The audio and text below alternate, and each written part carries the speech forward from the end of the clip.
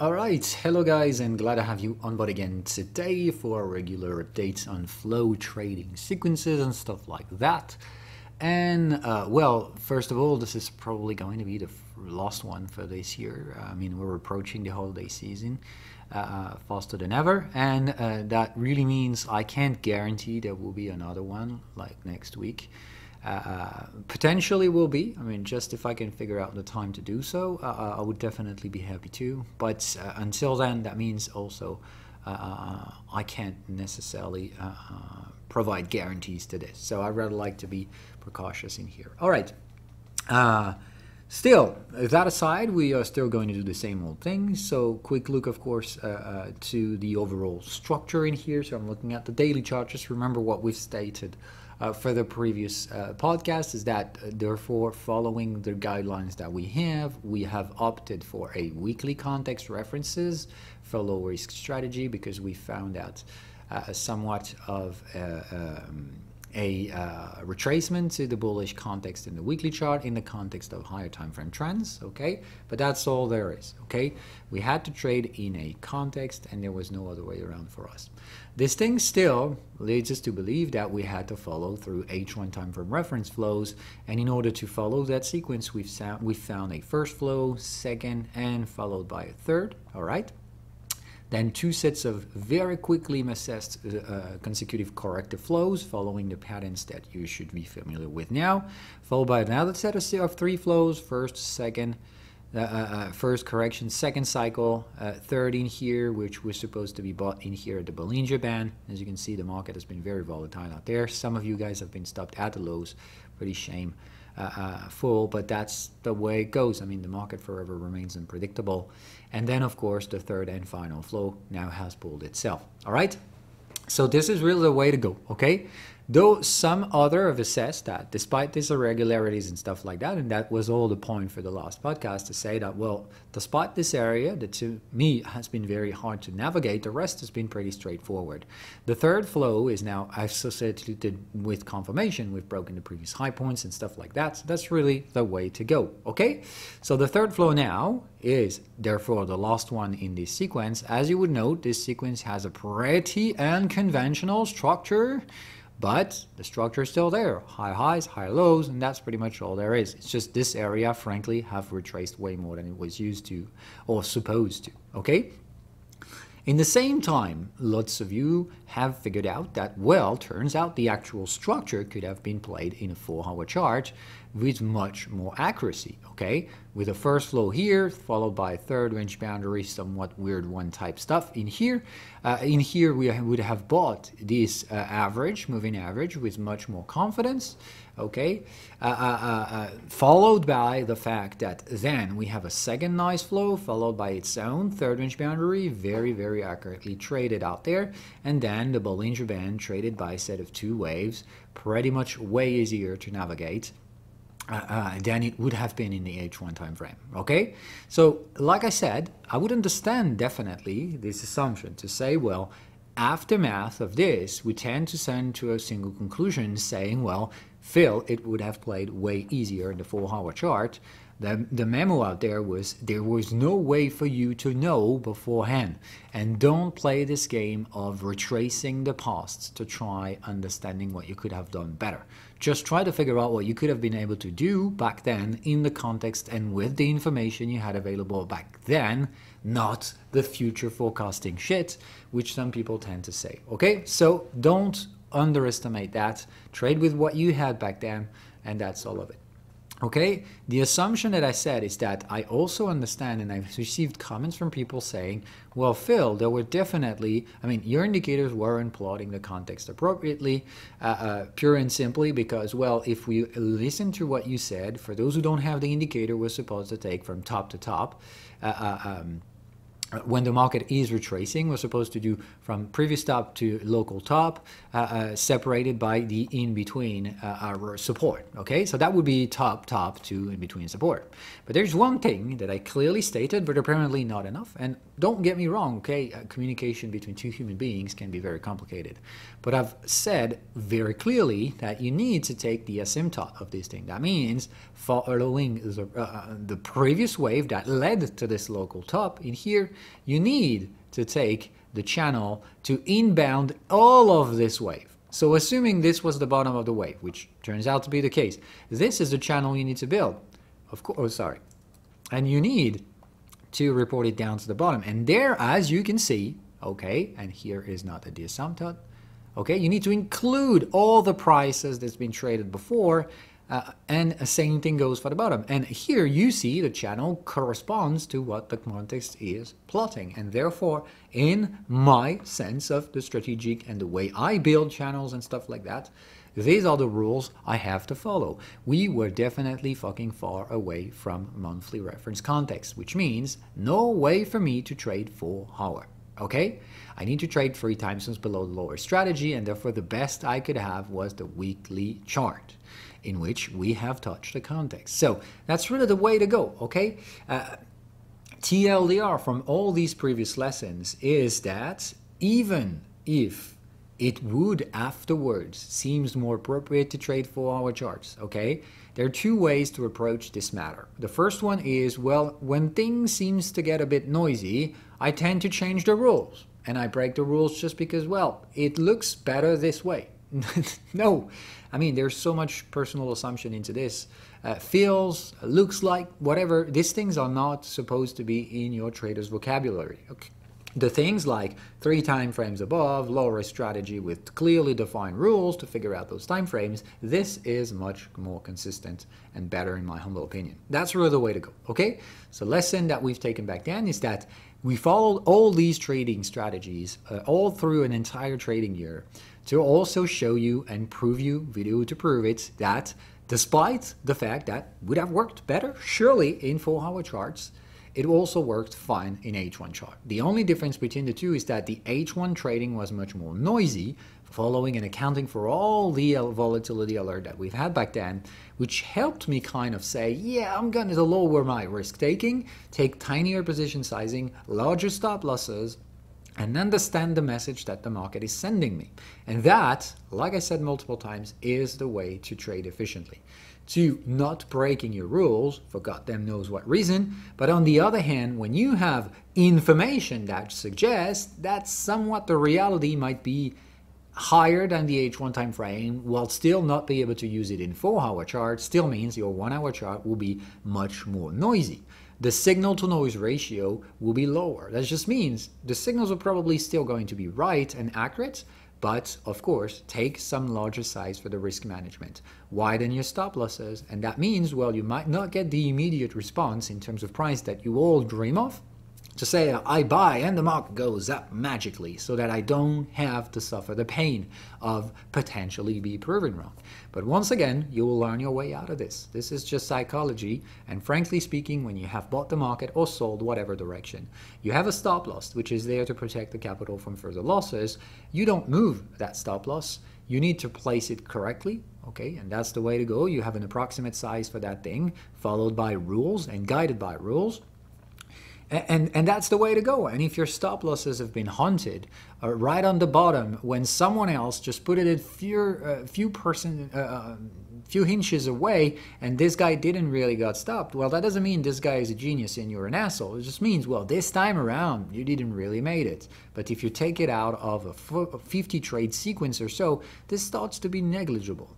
And the only thing that will not be negligible over time is that if the guy that ended up not being stopped just banned the rule all the time, just because for whatever reason this time around it was profitable for him to ban the rules, well, be sure of one thing, because this one you're going to learn it the hard way anyway if you do this, is that, well, if you ban the rule, sooner or later it's just going to cost you way more than the previous gains you've made. And the truth is, well, as you don't have any straightforward guidelines that you follow consistently over time, your rewards will be varying over time just because of all the personal assumptions you put into your strategy. Like when something feels like this, well, what the fuck does that mean? You might be feeling this very same context a bit differently 6 months away from now, just depending on so many variable external factors like your psychology, goddammit. I mean, if for whatever reason you feel good at that time around, you will be feeling less stress, less pain whatsoever. If whatever 6 months away in the future, you are way more under pressure for external reason, families or whatever stuff, you will feel significantly different in the similar type context. So that's the way to go. That's how you pull out all of those externalities from your trading, by just putting rules everywhere, rules that don't depend from you. All right, so that's the way to go for the S&P 500. TLDR for technical applications. Neither of those strategy, 4-hour or H1 time frame, they're all saying the same thing. We're in a third sequence in here, third flow sequence. That means anyway, following this, 2 consecutive corrective waves will happen. That also means that so long as the wave hasn't terminated, you might not want to rush to the exit door. You know that I am personally out of this, because I have decided to take my profits there after this kind of weird set of 3 flows, and I took my profits in the mid part of the range, saying, okay, I don't know what the fuck's going on, I'm gonna take my gains. I barely got stopped out, so the thing is that I don't care. I still have a bullish exposition in the portfolio. I don't want to add up with speculation margin trades. Okay, so that was really the way to go, to say it might very well keep going up, and I just don't really care. If it goes up, I'm going to be happy, actually. But do I really want to add up spices to my existing trade? Not really. Okay? So for those who are still in this trade instead, because you don't have a portfolio or whatever, you should still be in. And well, if you have a look at this thing, we have now broken the previous high. So your third flow, all your trades should now be a break even. So congratulations, folks. You're out of losses now. That means whatever the price you've entered in, even though be it there or all these other type stuff, if you've survived this bottom, you're now at break even. Okay? That means either the market keeps going up or retraces, but no matter what, until you get a third range boundary, you should still be in this trade. If you were in the H1 time frame, you would tell me, well, Phil, yeah, but we already have that third range boundary. Yeah, no, remember, the third range boundary is the one that counts after breaking the high points, okay? You confirm first the sequence happened in order. Now you're in a pattern in which you've broken the high, so now you're going to start taking profits on the third range boundaries that follow through. Still, you would notice so as well that this third range boundary in here was a delayed one, and it got immediately fucked up afterwards. So this was very, very kind of low volatile area. If you look at the high time frame, it's just squeezing all over the place. So that's really the way to go. It's to say we'll squeeze the way higher to make new highs. And starting now, if you see a third range boundary in the H1 time frame, this is where you can start to lock some profits. All right. Also assess the fact that, as you've seen previously, the H1 time frame has the capacity to pull out some fake third range boundaries. Just proving, like for example, this one was got squeezed out of the way. So that's really the way to go. You can see some third range boundaries that will be squeezed out. Remember what we said, H1 time frame will be noisy and trappy. But waiting for the 4-hour chart to give you the full picture, I wouldn't be so sure about that. You had the third range boundary back then for this flow, but also remember that, well, you could have the high time frame in here to find its way into lagging, which means you're not going to get the third range boundary. And these gains you have there, I wouldn't risk losing them, frankly. Okay, so try to lock on some profits when you see the third range boundaries in the H1 time frame. If you feel like it can go higher, well, you can keep some portions of that position initially open, but also learn how to lock some gains. That's the lesson for this week. Though when it comes to the S&P 500, it's going to be all of it, okay? And we've made full circle on this one. The third flow in here is the final one. Sets of consecutive flow will emerge out of this. Remember, you never trade the first flow. You're going to have to let it behave. So now I'm not doing anything until I see the H1 time frame reversing, and that means I want to see the moving average, the bearish context, the resistant context falling below a falling moving average. And until I do see such a thing, well, it's bullish only, probably more like taking profits now because you're reaching the end of a sequence. So it's not an appropriate time to be bullish, okay? It's just an appropriate time to patiently let it behave so long as you don't have the signals to profit take. And once you have such a thing, don't forget to do it, okay? As the H1 time frame will be noisy, if you want to lock only partial profit takings, like barely 50% or more, you can definitely do so by leaving a portion of this trade open. But I would say anything below 50% profit taking on the potentially forthcoming H1 timeframe third range boundaries will be absolutely inefficient type risk management. Okay, so I would say anything between 50 or 100% is definitely appropriate. This sequence is terminating itself. I know we're close to the all-time highs and stuff like that. People get excited and like, you must not listen to this. Trade what you see, period. Okay, that's pretty much all there is. Okay, quick look at the commodities market now, because it's also been a very, very volatile beast recently. Remember that we've assessed that one as well on the weekly context, due to the fact that both silver and WTI are the most bought assets by the retail crowd, which might lead the market maker to just try to fuck up all the technicals. Okay, so if we try to go for this one, remember in here, same story.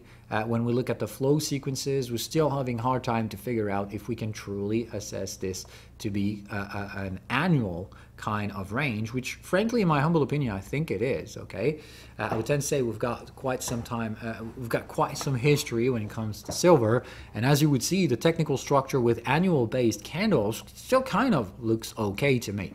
I would say somewhat in between 3 months to a year, though in here, same story, you've got a bit of uncertainty, a bit of noise, so understand that therefore the reference could very well be both daily and weekly, or kind of be oscillating in between. So that means you need to pick one, stick to it, and understand that, just like we saw earlier for the S&P 500, if you had the choice between H1 and 4 hour, you could have traded both and choose just one and stick to it. Okay, the thing is that for the S&P 500 there was no choice, because it was clearly not valid to me in the H4 reference. Therefore I had no choice but to trade the H1 and listen to the signal to adjust the risk management ongoing. Okay, now when it comes to silver, clearly I would say, yeah, quarterly it's definitely a bunch of fucking candles in here. Might be annually, where I would say there's barely enough candles in here to assess that assumption. I can definitely see in here that we would be driving some kind of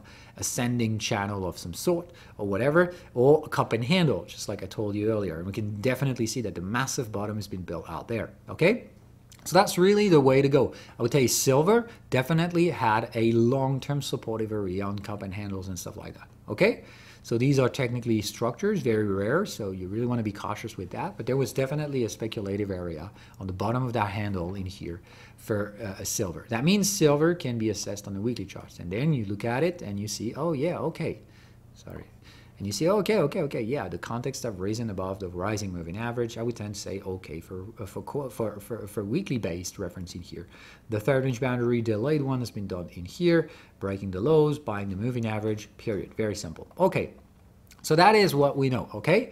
Now, there's also some other things that we know, is that in these sequences, okay, in between the flow sequences, you figured out the bottom in here, so you're appending the confirmation for the next one, all right, which is going to happen when we break the $29, and not until then. The only thing that's left for us to do when we are in between sequences and tradable areas for flows is trade volatility. Remember, that's what we've introduced a few weeks beforehand. So these are Bollinger Bands with 2.5 standard deviation. Okay, 2.5, not 2. So 2.5 standard deviation in here just tells us a pretty nasty picture. As you can see, the Bollinger Bands have expanded here, large expansion, okay, then contraction. We've had a first attempt in here to sell, okay, that was sell, buy, and oh, sell again. Oh, what a motherfucker. Though every one of us has been very painfully assessed with this bearish reversal that we've seen here. I wasn't nearly expecting that this one will reject. I fairly said we had traded that before. We've gone all the way down in here to the bottom end, which was clearly buy, and don't ask any fucking question. And I was like, okay, now it's an open door. We're finally going to do this. Silver is finally showing some sellers, or at least the buyers are finally taking profit at the resistance, and the broker might just leave us to get through. And boy, how wrong was I? They fucked it all up in the most bearish week ever seen since September 20, after such a fucking rally. So the context was significantly different. I mean, back then, taking so much of a hard hit was basically kind of deserved regarding at the way this thing went up beforehand. So that's really the way to go. Though I would say this, well, put it into context, understandable. This, put it into context, absolutely understandable. Kind of looks to me like the massive wreck we've had during COVID. So this was pretty damn unconventional. In terms of psychology, it even kind of even flipped me to say, well, this is not normal. We shouldn't be having such a bearish resistance, stuff like that. Well, it turns out, look at it. Just 1 week before, just 1 week after, we're probably going to restore the actual direction. Are we going to go one more time to the lower Bollinger Band? Could be, but I frankly don't think of it. So that's really the way to go. I think this is just an anomaly. Too many buyers. The market makers just tried it another time. It will probably reverse most of the traders. I haven't reversed any goddamn thing. I'm still just bullish as ever on silver, not listening to the external fucking noise. Despite the astonishing bearish week that just was very impactful, even for me. I started even to question my thesis on this thing. But just looking at the chart just tell me the whole story. Yeah. We could have rejected out there. We actually turned out to do it. The probabilities to reject were very low, but most importantly, the probability to reject at all in a single straight line week was pretty damn unconventional. But despite raking the ship and putting all the retails down to the life raft, I mean, that's exactly what we've seen. I think that's it. Now the retails have been wrecked. They're going to go for the life raft just right when it's going to happen. So now, like I said, I don't dictate the moment in which this thing will go up. All I'm saying is, I think the next stage is to break 29. How fast are we going to do it? I don't care. How many retail traders are going to be left behind? Are we going to do it in a consistent upward grinding channel, or are we going to do it in a totally fucked up manner like we did back then? I don't care about that. All I know is that these Bollinger Bands will likely open up, and there are very much more chances to open up to the upside rather than to the downside. That doesn't mean the opposite can't happen. Remember, I have a set of rules. I'm not future forecasting. All I'm saying is, statistically speaking in here, following the guidelines I have with my rules, just tells me the asymmetric system in here is just so much more profitable to the upside, despite the fact that all the retails tend to agree with me, which generally force the market maker to go the opposite way around. All right? But for silver, this really, to me, gives the full picture. It's to say, I definitely think we're weakly in here, because when I look at where the Bollinger Bands have been reacting, that's clearly corroborate the fact that weekly definitely is the resonant area. Because the volatility that is just the pinpoint that just occupies trader in between the flow tradable areas is really the way to go. The next area for impact is going to be breaking the previous high point. I don't care how long we're going to take to do this or how we're going to do it, but that's where I think we're headed. Okay? Though the WTI has also been a very, very critical point of content. And in here, the picture is different. Remember, if we follow the guidelines and the strategy rules, which I clearly invite you to do, if you look at this thing from the yearly perspective, I would then say, boy, that sounds a bit noisy. I just can't see any structure out of it. Just look at all those upper shadows, lower shadows, just, oh, fuck it, me. I would say, nah, no, not monthly, not annually. And quarterly, definitely, yes, I can see the ranges and stuff like that. So that would be, yeah, to me, quarterly based. That means for WTI, daily chart is the reference. And you would tend to say, well, what the heck do you do, Phil? Silver is weekly, WTI is a commodity, should be the same thing. Well, not. Once again, this is you saying something, the strategy that tells you to do something else, follow the strategy. It's not up to you to say, yeah, I don't want to do it, okay? Moreover, it tends to work as well for WTI in a weekly chart. I mean, you can see we've crossed the moving average and the context and the like. Look at that, just like silver, we're actually expanding the moving average, the Bollinger Bands, and then we've gone right down to the 2.5 standard deviation, rejected again, and now we're going back down to 2.5 standard deviation again. So here's what I would tend to say. Yes, but once again, there is an order for sequencing stuff in the strategy, and you've just kind of did it the other way around. You're kind of going to look at the conclusions and looking at the final indicator to go back into choosing the reference time frame. That's not how it goes. You choose the reference time frame first, and then you know where to trade, not the opposite way around. So by doing what we did, we know that we trade daily, period. That means here you had a delayed, you had a third range boundary just due to the fact that the context in here, for whatever reason, rejected all these prices. But you can clearly see it going down to the bottom of the channel. Okay, remember you draw the channel this way. Okay, remember what you do. Okay, from top to top. Okay. You take the asymptote, in here you see that's okay, and bottom to bottom. So clearly in here we've gone to the support context. This would be the third range boundary. Though, bam, bam, bam, third range boundary would definitely be buying this area. I did back then, no choice for me but to do it. And I was clearly criticized a lot back then. And like I said, I don't listen to the noise. I just trade what I see, period. So I've been paying traded for more than a year, and everybody was like, yeah, Philly's yet another asshole. It's buying a market that goes down, blah, blah, blah. Okay, I said, okay, no matter what, I'm buying it here. I'm going to buy the fucking bull in Japan anyway as well if we go down there. That's where I bought as well, reinforce the existing positions and stuff like that. Okay, that was just plain simple to me to say this. And that's the way to go, okay? I took some partial profit taking in here on these very old age positions, and I decided to buy them again there, okay? So that's the way it happened for me, okay? Kind of risk manage my way, averaging in my entry prices and the like. Okay. And of course, as you can see now, trading this thing in the weekly reference would be easier. Doesn't that sound very similar to what we said before with the S&P 500? Because that's exactly what that is. So the lesson you need to take out of this is, well, whether or not you trust me on this one is up to you. I generally tend to tell you to trust no fucking buddy out there, so I wouldn't blame you not listening for this. But I still feel like I have to share it, okay? Because throughout the experience that I gathered, and there's certainly some more experienced traders out there, okay? But I've studied my own path as well as comparing it to some other successful traders' path to try figuring out the resonances, like the thing that tend to happen over and over again, despite the fact that I've always said traders all use different strategies, they use different indicators, they use different terminologies and namings and stuff like that and framing, but they generally tend to use somewhat the same general categories like cycles, momentum, price areas, dynamically and stuff like that, and time frame references. So yeah, we might all use different namings and stuff like that, but we all tend to use the same frame or structure for strategies. It also same happens for psychology, okay? Every trader that I've seen, successful traders, okay, those that I can definitely tell they're making money, okay, not the stupid liars on social medias and the like.